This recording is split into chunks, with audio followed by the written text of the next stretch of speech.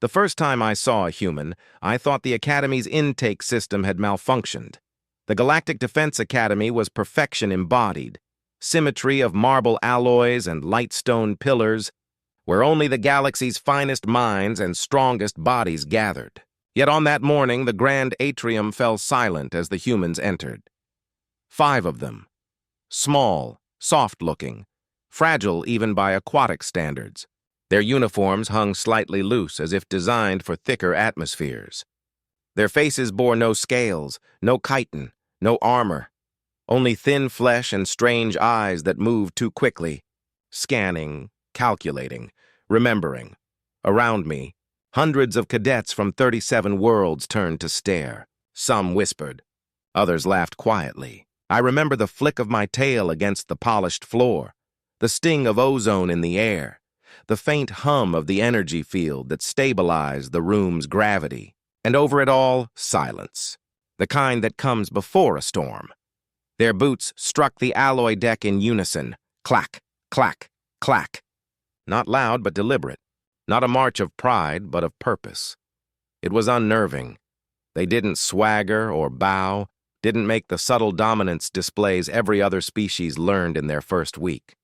They moved as if the weight of the galaxy meant nothing to them, eyes forward, breathing steady, not one glance at the towering insectoids or the radiant star forms watching with open disdain. I remember whispering to the cadet beside me, a Venari with crystalline skin. "Why do they walk like that?" He answered, voice trembling despite his bulk. "They walk like predators who forgot how to fear." Our instructor, Commander Rethus, entered behind them, a veteran of 6 wars and the only being I'd ever seen intimidate a Vorkan berserker into silence. Yet even he hesitated before addressing them. "Cadets of Sol," he said finally, voice echoing through the dome. "Welcome to the Galactic Defense Academy. You stand among peers who have conquered worlds, repelled empires, and defied extinction." The humans gave no reaction, not even a blink.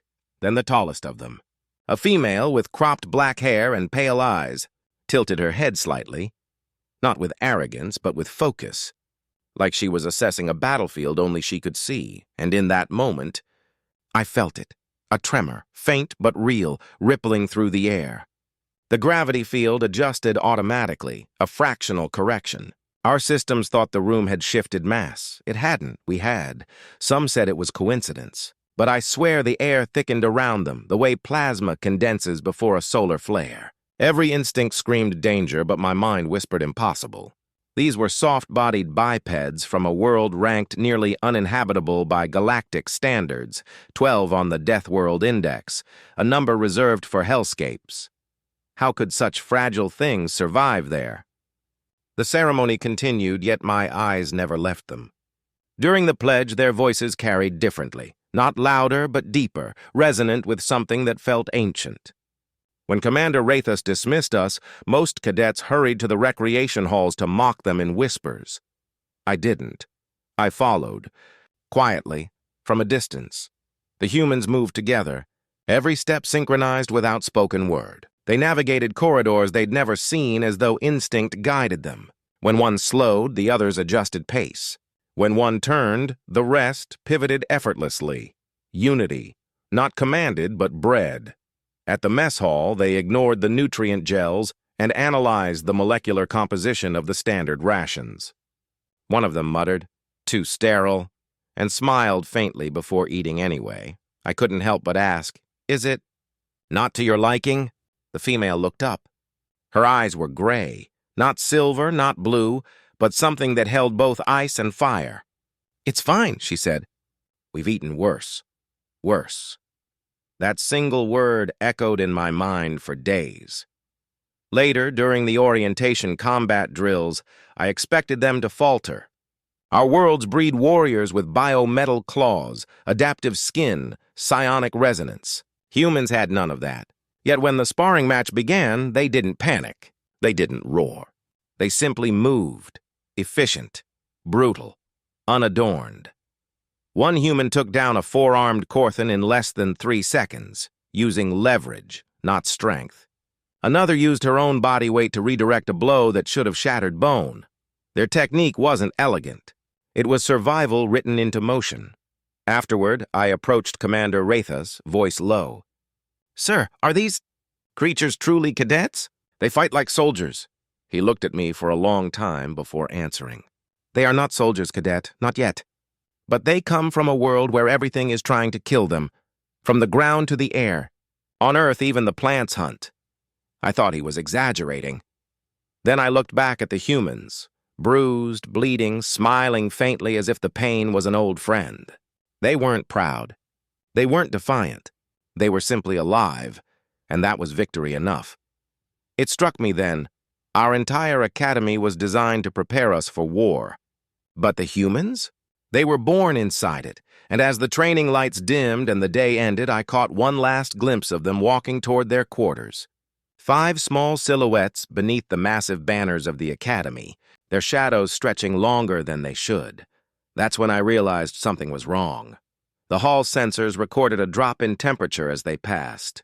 Not much, just enough for the condensation to mist their breath in the air. The environmental systems didn't malfunction. They reacted, as if the station itself had learned fear. That night, as I lay awake in my quarters, one thought kept clawing at the back of my mind. If this is how they walk into peace, how will they march into war? At first, we mocked them.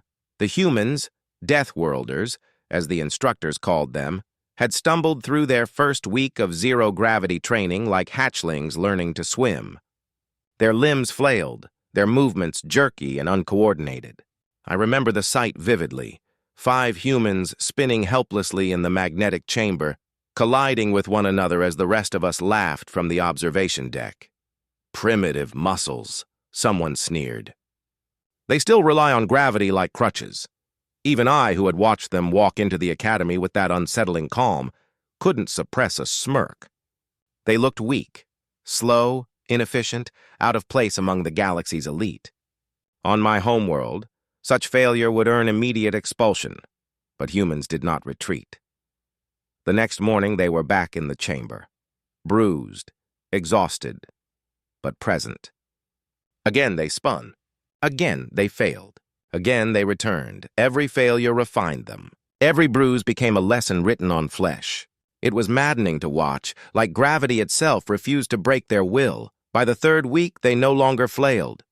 Their movements found rhythm. By the 4th, they adapted faster than the drone algorithms meant to guide them. And by the 5th, we realized something was wrong with our assumptions. One human, Cadet Ryan, the one with the quiet eyes, had begun using the magnetic currents to propel himself, not fight them. He drifted through 0G like a creature born in it, using microbursts of breath and muscle tension to steer. It wasn't elegance, it was adaptation. I remember whispering to my mentor, "How do they learn so fast?" He only answered, "They don't learn fast. They refuse to stop bleeding until they understand." That lesson seared itself into me days later. During the high-orbit simulation, it was a joint drill, 50 cadets aboard EVA suits, simulating emergency satellite repairs under live radiation and debris storms. Everything proceeded flawlessly until the Sulin cadet's exosuit malfunctioned. His thrusters failed, spinning him violently toward the orbital perimeter. The alarms shrieked. The instructors barked orders. We froze, every one of us trained for danger yet terrified to act without command. The radiation meters spiked. No one dared breach the safe boundary, except one, Cadet Ryan, human. He didn't wait for permission. He tethered himself to the main hull, clipped the line to his belt, and launched. His suit wasn't rated for direct solar exposure. The heat should have boiled him alive within seconds. But he kept going, thrusters flaring white against the black. Through my visor, I saw it, his heartbeat spiking through the comms, radiation alarms screaming. Yet his voice came calm and clipped. "Manual override engaged. Stabilizing vector. I've got him." He slammed into the Sulin, activated emergency maglocks, and began pulling him back, hand over hand, through the radiation storm. It was suicide. Every second, the meters redlined. I could see his gloves blistering, smoke trailing from his suit joints. His oxygen gauge plummeted, but he didn't stop. Not once. By the time they breached the airlock, Rian collapsed, trembling violently, burns spiderwebbing across his exposed skin. The med drones rushed in, flooding the chamber with foam and sedatives. He waved them away, his words still echo in my memory. "Check the Sulan first." That moment silenced every whisper of mockery that had ever left our lips. In the med bay later, Commander Rathus told us, his body endured 6 times the lethal radiation limit. He shouldn't be alive. But he was, barely, smiling faintly through cracked lips. When I approached his recovery pod, I asked the question that had haunted us all. "Why did you do it?"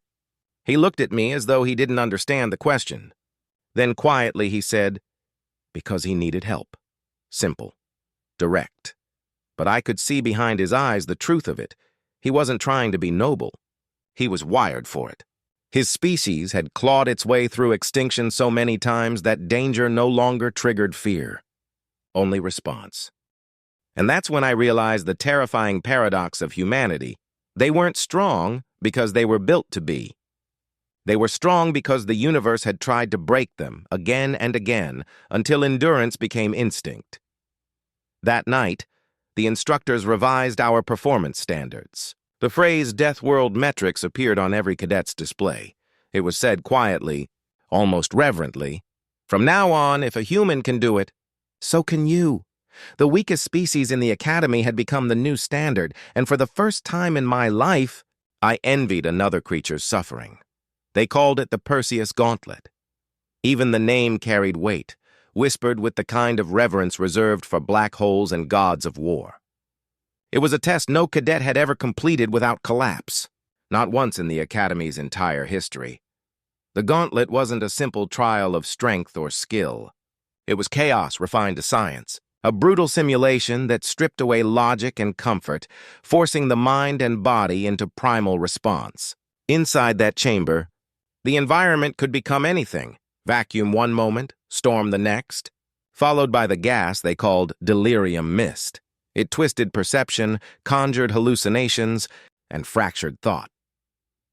When Commander Rathus announced the new session, the room went still. He spoke in his usual gravel tone, amplified by the chamber's resonance. "The Perseus Gauntlet measures not victory, but survival. Most of you will fail. Some of you will break.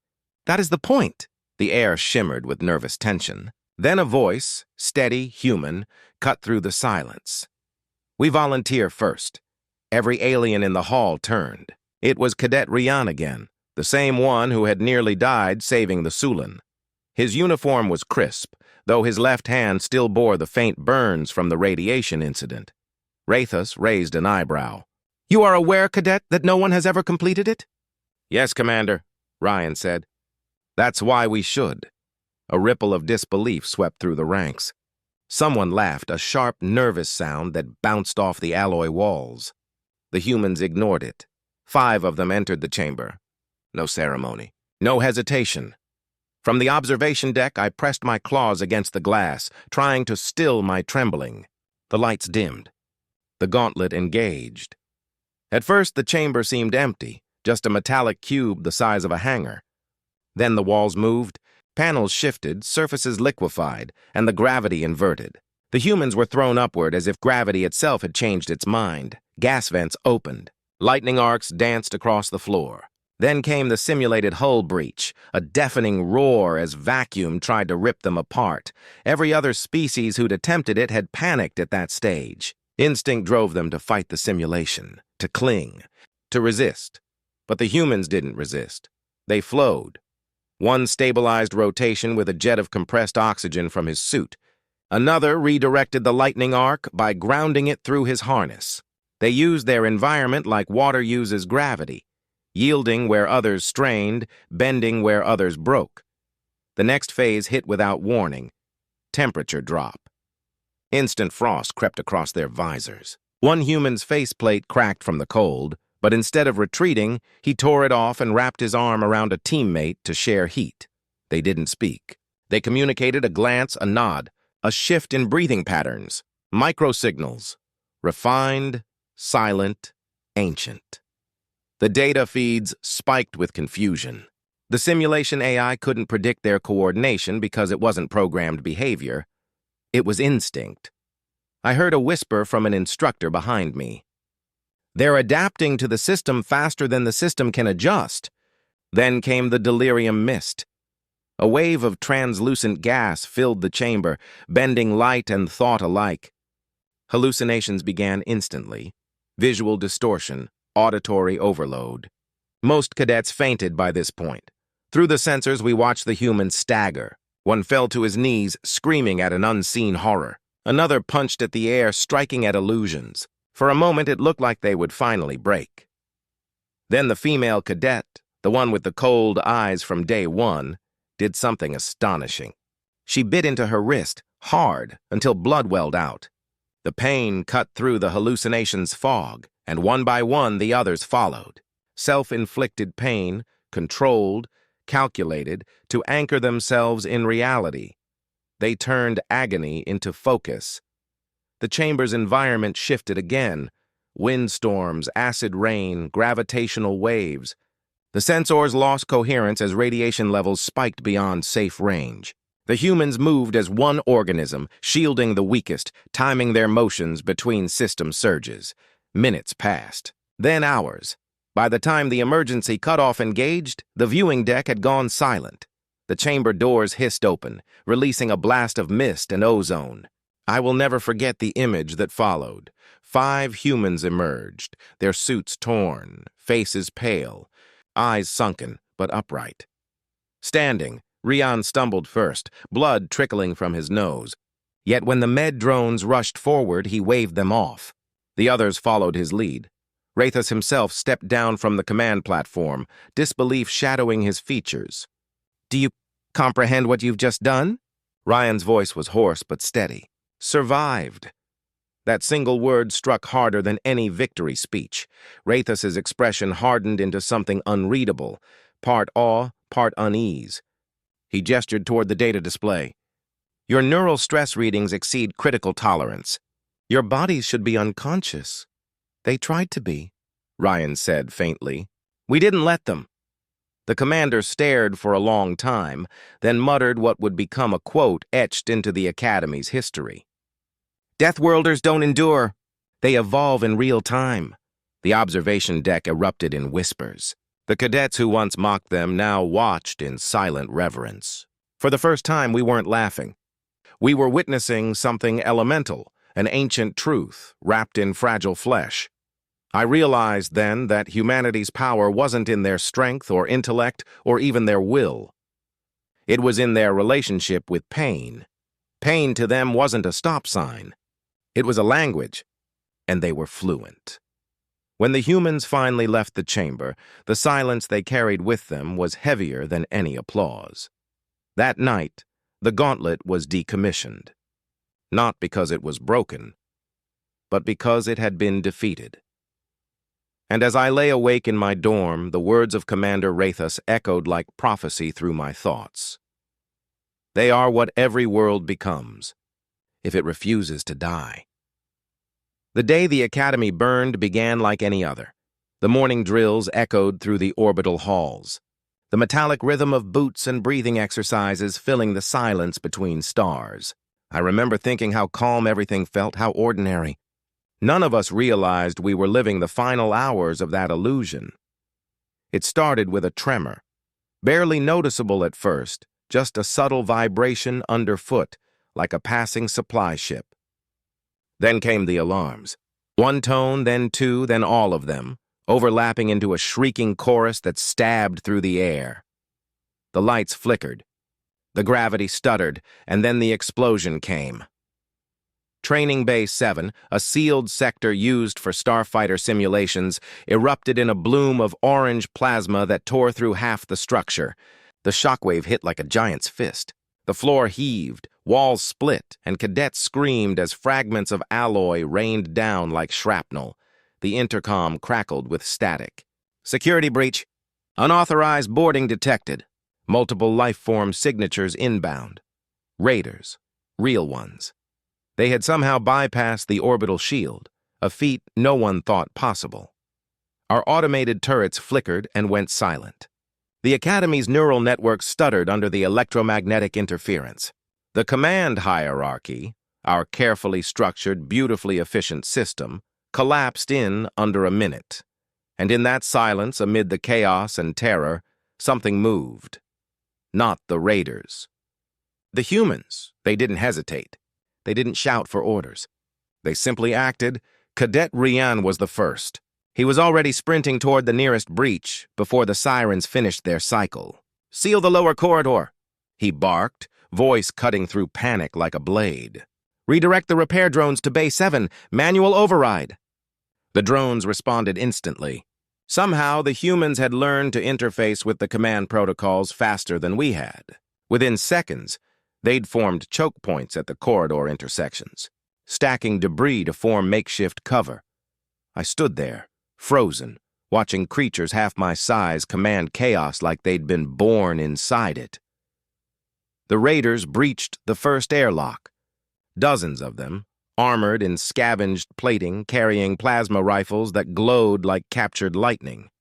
The humans met them head-on. They didn't move with elegance or precision, just terrifying efficiency. One human slid beneath a plasma bolt, using the recoil of a fallen raider's weapon to pivot and shoot another in the throat. Another dragged an injured cadet behind cover before firing a blind volley that forced the enemy back. The smell of ozone and burnt metal filled the air. Everywhere I looked, the aliens, the U.S., were panicking, running, collapsing. We had never fought without orders. We had never faced real chaos. The humans thrived in it. One of them, Cadet Mara, barely older than a hatchling by our standards, was crawling along the floor toward the reactor conduit. A plasma breach hissed nearby, venting radiation. "Stay back!" I shouted. "That's lethal." She didn't listen. She tore off her gloves, pressed her hands, bare flesh, against the glowing conduit, and screamed as the plasma scorched through the material. The breach sealed. The alarm fell silent. I ran to her side. Her hands were ruined, skin melted to the gloves, smoke rising in thin curls. She looked at me and smiled. "It's stable," she whispered, voice trembling. "Get them out." 50 lives saved by a girl who could no longer hold a weapon. I remember shaking, every limb trembling not from fear of the raiders, but from the realization that we'd spent years training for controlled environments. Perfect tactics, predictable simulations, and these fragile Deathworlders, had lived their entire lives in uncontrolled reality. Their instincts were older than our civilization. By the time the reinforcements arrived, the humans had turned the chaos into a battlefield of precision. Every fallen cadet had been accounted for, every wounded soldier stabilized, every corridor secured. Commander Rathus arrived late, battle armor smoking, his expression unreadable as he surveyed the aftermath. He approached Rian, covered in soot, one arm bleeding freely. "Cadet, who gave you command?" Ryan blinked, genuinely confused. "No one, sir." Rathus stared at him for a long moment, then at the rest of us, the so-called superior species, still trembling in the aftermath. "Then maybe," he said quietly, "we've been teaching the wrong ones." The corridor went silent. Outside, the bodies of the raiders drifted into the void, motionless, scattered among fragments of the Academy's hull. Inside, 5 humans stood, their uniforms scorched, eyes hollow but alive. They didn't celebrate. They didn't speak. They simply stood together, breathing in unison, the same rhythm as the day they arrived. And as the emergency shutters sealed the damaged bay, I finally understood what made them different. It wasn't bravery. It wasn't strength. It was familiarity. Where we saw catastrophe, they saw home. Where we froze in horror, they moved. Because to them, danger wasn't an intrusion. It was a reminder. That night, the Academy's banners hung in silence over the repair bays. We counted our dead, we mourned, and beneath the hum of reconstruction drones, a new phrase spread quietly through the cadet ranks. When chaos comes, follow the humans. It was no longer mockery. It was doctrine. The fires were long gone, but their shadows lingered. In the days that followed the breach of Training Base 7, the academy felt hollow, its gleaming corridors scorched, its cadets walking in uneasy silence. The scent of sterilized metal couldn't mask the memory of smoke. Everywhere I looked, repair drones hummed through twisted steel, patching wounds that ran deeper than hull plating. For the first time in living memory, the Galactic Officer Academy had been breached. And for the first time, it had been saved, not by its defenses, nor its command hierarchy, but by the smallest, strangest species among us, the humans. The news spread across the orbital network within hours. Footage of the incident circulated, grainy, half-corrupted clips showing human cadets fighting through collapsing corridors, sealing plasma leaks, dragging the wounded from burning chambers. Entire worlds watched, stunned. The Academy's council convened within the cycle. The Chamber of Deliberation was a grand thing, an amphitheater carved from obsidian alloy, suspended in zero gravity. Around the ring floated the most decorated officers in the Accord, the crystalline elders of Velis, the serpentine tacticians of Nor, the insectoid marshals of the Keth. Each represented a species that had survived centuries of war. None of them could explain what they'd witnessed. I attended as a recorder, a silent observer. The debates began immediately. Their instincts are too unpredictable, hissed Counselor Vekar of Nor. They disobeyed direct protocol. They improvised during a crisis and saved hundreds of lives, countered Admiral Solen, one of the few who had trained with humans before. You call it chaos. I call it adaptability. They're dangerous, another voice chimed in. If they can override command structures this easily, what happens when they decide they don't need us? The argument spiraled, voices overlapping, fear disguised as logic, admiration disguised as caution. The humans had shattered the order that the Academy had spent centuries perfecting. Then the doors opened. 5 humans entered the chamber. They wore no ceremonial armor, no medals, just their scorched training uniforms. Bandages wrapped their arms and hands. Faces pale, eyes steady. Every conversation died instantly. At their head stood Cadet Ryan, the one who had commanded during the breach without permission, the one who had refused to stand down even when the odds collapsed to 0. He didn't bow. He didn't salute. He just stood there as if addressing peers, not gods. Counselors, he began quietly, his voice raw but unwavering. We didn't come here to ask for reward or status. Vekar's tail coiled. Then why are you here, Deathworlder? Ryan met his gaze without flinching. To make sure this never happens again.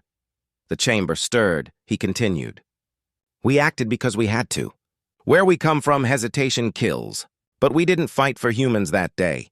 We fought for the Academy, for everyone here. That's the point you're missing. Admiral Solen leaned forward. And what is it you propose, Cadet? Ryan glanced at his team, Mara with her bandaged hands still trembling from nerve damage. Keon with his arm in a sling, and the others, silent but resolute. We don't want command, he said simply. We want cooperation. You teach us structure. We teach you survival. If the galaxy breaks again, we fix it. Together. It was so quiet I could hear the faint hum of the oxygen vents. No threats. No demands. Just humility wrapped in something deeper, conviction. Even Vekar, ever the skeptic, had no retort. His eyes flicked to the hollow recordings again, of humans diving into fire, of Mara sealing the breach with her bare hands, and his jaw tightened. The silence stretched until the High Chancellor of the Academy, a being older than most civilizations, finally spoke.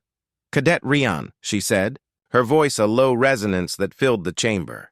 You and your people have shown us something we had forgotten, that strength is not born from perfection, but persistence.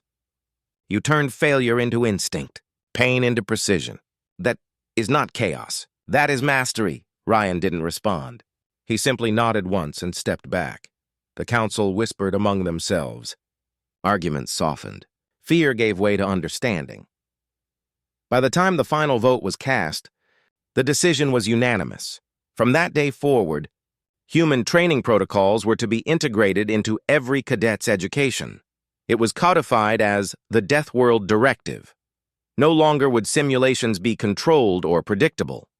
Every exercise would include failure, loss, uncertainty, conditions humans considered normal. Graduation standards were rewritten overnight.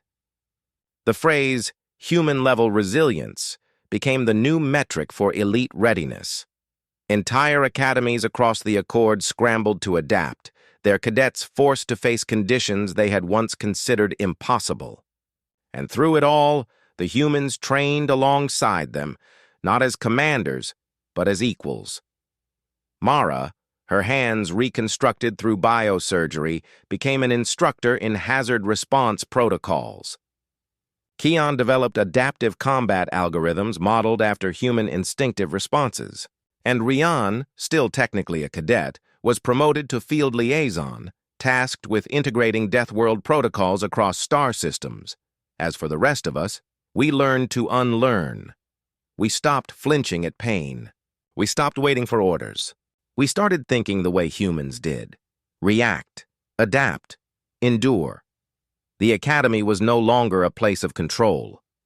It became a forge, a crucible where weakness burned away, and what remained was something terrifyingly unified. That night, I passed through the observation deck and found Ryan staring out at the stars. His bandages glowed faintly under the blue light of the nebula beyond the glass. "You changed everything," I said. He shook his head. "No, we just reminded you what you already knew." "What's that?" He smiled faintly. "That survival isn't about strength. It's about refusing to stop." He turned back toward the stars, toward the endless dark where new dangers waited. And for the first time in my life, I didn't see a fragile Deathworlder. I saw the standard by which the galaxy would now measure itself. War came faster than anyone expected. The Clithian front, once a distant rumor, a flicker on the edge of galactic communications, erupted into full reality like a wound tearing open across the stars. What began as a border skirmish spiraled into annihilation-level conflict in less than 3 cycles. Entire systems went dark. Fleet beacons fell silent. And when the Galactic Accord finally responded, it was already too late for order. Only survival remained. The Academy was mobilized. Cadets became soldiers overnight. I still remember the moment we were deployed, the shimmering blue of the wormhole corridor, the hum of the dropship trembling under acceleration, the smell of ozone and fear. Beside me sat the humans. Quiet. Focused. No prayers. No words. Just calm breathing and the faint tightening of gloves. We dropped into chaos. The Clithian sky burned a sickly crimson. Clouds laced with plasma fallout. The ground itself trembled under the kinetic strikes raining from orbit. Enemy drones swarmed like metallic locusts, cutting through our ranks before we even reached cover. The air was filled with screams, mine among them. But the humans didn't scream. They moved. Their formation unfolded like muscle memory, 1 to the flank, 2 to cover, 1 advancing low through the smoke. Where others scattered, they aligned. Where we froze, they acted, and for the first time I understood, this was not courage. It was conditioning. They had lived their whole lives with the universe trying to kill them. This was just another day on a harsher battlefield. The first hours were slaughter. Our front collapsed under orbital bombardment. Comms flickered to static, and the wounded piled faster than evacuation drones could process. I dragged myself through the mud of a shattered trench, plasma fire slicing the air inches above my head. The sky screamed with the sound of burning ships. That was when I saw her, Cadet Mara. Her once bandaged hands now encased in burn-resistant exogloves. Blood smeared across her face, uniform torn open at the shoulder. She was kneeling beside a fallen Sulan trooper, his chitin cracked, internal fluids leaking out in rhythmic pulses. "Hold still," she murmured, voice steady even as shells detonated nearby. Her medical kit was gone, destroyed in the drop, so she improvised. With trembling fingers, she sealed the Sulan's wound using the melted casing of her own armor plate. The smell was horrific, burned tissue and scorched metal, but it worked. The trooper gasped, alive. When I stumbled toward her, she didn't even look up. Don't just stand there. Stabilize the next one. But the med drones, they're gone. Her voice cut through the chaos. So we do it ourselves. And we did. For hours. She hummed softly through the screams. A human melody, low and haunting. Later, I'd learn it was something they called a lullaby. A song meant for children, now used to drown out the dying. Night fell, or what passed for night beneath the storm of burning ships. The Clithians pushed hard. We fell back, regrouped, fell again. By the third rotation, command was gone. Half the fleet destroyed. The rest scattered. Orders? I asked Ryan, who had taken de facto command of our surviving unit. He stared into the firestorm horizon, his armor dented and blackened. Orders? No, we adapt. That word again. Adapt. He pointed toward a cluster of fractured towers in the distance. We make a stand there. High ground. Line of sight. If we hold, reinforcements might find us. But there's no confirmation? Then we become confirmation, he said, already moving. The climb to the towers was a nightmare. Plasma strikes illuminated the dark in bursts of searing light, painting shadows that danced like ghosts. We lost 3 more cadets before we reached the base, one to a collapsing platform, another to shrapnel, a third who simply disappeared into smoke. By the time we fortified the structure, there were barely a dozen of us left, and yet, the humans smiled. Keon, his arm newly cyber-reinforced after the Academy's reconstruction, cracked his knuckles. This reminds me of a storm shelter back home, he said, half laughing through the static of his comms. Mara shot him a look. Your home had storm shelters? Sometimes, he replied. When they hadn't been blown away yet, their levity was absurd, insane even, but it steadied us. Amid annihilation, they joked. Amid despair, they built routine. I began to see the pattern. The humans weren't unafraid. They were terrified, but they didn't let terror lead. They used it, shaped it, turned it into motion.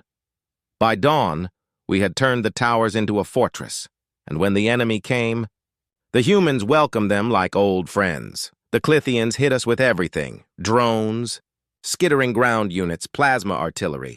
The tower shook, metal groaning under the barrage. I fired until my claws blistered. Mara reloaded my weapon when my hands gave out. Ryan shouted positions between volleys, his voice cutting through static. We should have died 100 times, but every time I thought it was over, the humans did something impossible. A barricade collapsed. Ryan used it as cover. A power cell ruptured. Keon rewired it into a thermal trap, vaporizing the next enemy wave. Every failure became fuel for another adaptation. By the end of the 6th assault, our ammunition was nearly gone. Smoke filled the tower, our lungs burned, and the horizon glowed with the approach of an entire enemy battalion. Fall back, I croaked. Ryan just looked at me, his eyes gleaming through soot. Retreat wastes death, he said quietly. We don't fear it, but we don't waste it. Either. He turned to Mara. You know what to do. She nodded once, biting down on a strip of torn cloth to muffle her pain as she activated a fusion core bypass. The plan was insane, desperate, perfectly human. We rerouted the tower's decaying reactor through the lower levels, channeling it into a shockwave that would fry every enemy circuit within 2 kilometers. But someone had to stay behind to stabilize the output manually. Keon volunteered instantly. Your arm's already fried, Ryan said. You won't survive the pulse, Keon smirked. Then it's a good way to test if these upgrades were worth it. He limped to the reactor chamber without hesitation. When the core began to glow, he laughed. Actually laughed. See you on the other side, Deathworlders. The blast tore through the battlefield. For a moment, everything went white. When the light faded, silence reigned. The Clithians were gone, vaporized or scattered. Our tower was half melted, the ground beneath us charred into glass. I found Ryan slumped against a collapsed beam, coughing through the smoke. Mara knelt beside him, her gloves melted through, hands burned raw once again. Keon was gone. No body, just scorched metal where he'd stood. Reinforcements arrived hours later, guided by the beacon we'd jury-rigged before the detonation. They found us alive, barely, but holding the position. In the debrief, the admirals called it tactical brilliance. They compared it to ancient military miracles, invoked names from forgotten wars. But the truth was simpler. It wasn't brilliance. It was refusal. Refusal to yield. Refusal to break. Refusal to let fear dictate the end. Weeks later, after the front stabilized, I stood in the new Academy Memorial Hall. Rows of holographic names shimmered across the crystal walls. Among them, Keon Relis, human cadet. Below his name was a quote engraved in every major galactic language. "We do not seek glory in survival, only purpose in endurance." I stared at that line for a long time. Once I had believed humans were reckless, death-chasing anomalies from a cursed planet. But on the Clithian front, I learned the truth. They weren't fearless. They were determined. The galaxy had feared humanity because it misunderstood them. They weren't conquerors. They were survivors. And they taught survival like a contagion, infecting every species that fought beside them until even we began to adapt, endure, and refuse to die. When the next alarm blared through the memorial hall, another war, another crisis, I didn't hesitate. I checked my gear, sealed my armor, and whispered the same words I'd once heard Ryan speak in the burning trenches of Clithia. If the galaxy breaks, we fix it together.